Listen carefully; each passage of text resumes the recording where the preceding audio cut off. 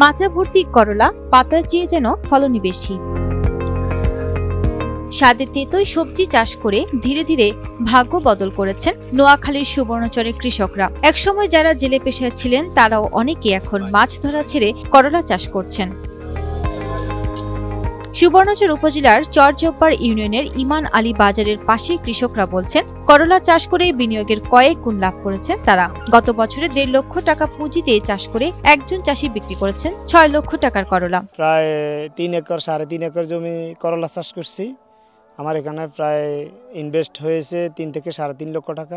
ইনশাল্লাহ সব মিলে আলহামদুলিল্লাহ প্রায় আমার আয়ের উৎস থাকবে প্রায় 6 থেকে 7 লক্ষ টাকা। এবছর গতবারের সরঞ্জামাদি থেকে যাওয়ায় করলা চাষে পুঁজি দিয়েছেন 1 লক্ষ টাকা। আশানুরূপ পরিবেশ ও ন্যায্য দাম পেলে 7 থেকে 8 লক্ষ টাকা করলা বিক্রির আশা করছেন এখানকার চাষিরা। আমি প্রায় 3 লক্ষ টাকার মাল বেচছি, এখনো 4-5 লক্ষ টাকার ব্যবসা মোটামুটি আশাবাদী। আমি এই যে এখানে আজকে করলা কাটছিলাম, এই মানুষের কাজ করতেছে, মোটামুটি আমি স্বাবলম্বী। তার মতো একই মন্তব্য করেছেন একই ইউনিয়নের উত্তর চরাবাগ্গা গ্রামের আরেকজন কৃষক। এবছর তিনি 320 শতক জমিতে করলা চাষ করে 3,50,000 টাকা খরচ করেছেন। এখন 8 থেকে 9 লক্ষ টাকা বিক্রির আশা করছেন তিনি।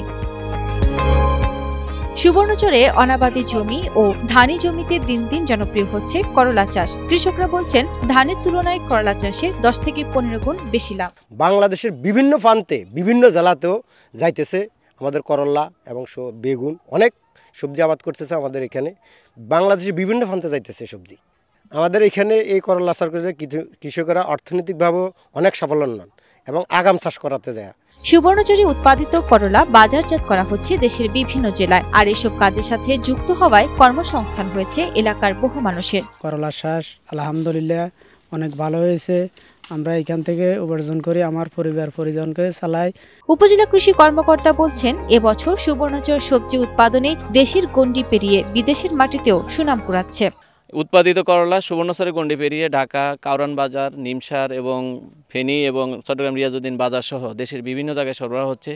আমাদের জন্য সবচেয়ে ভালো সুখের দিক হলো আমাদের এই করলাগুলা ক্রয়ের জন্য আমাদের কৃষকরা তাদের বাজারের জন্য দূরে কোথাও যেতে হয় না।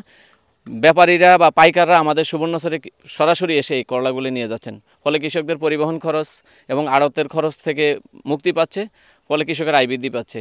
আর এই আয় বৃদ্ধির মাধ্যমে আমাদের কৃষকের মুখে হাসি ফুটছে।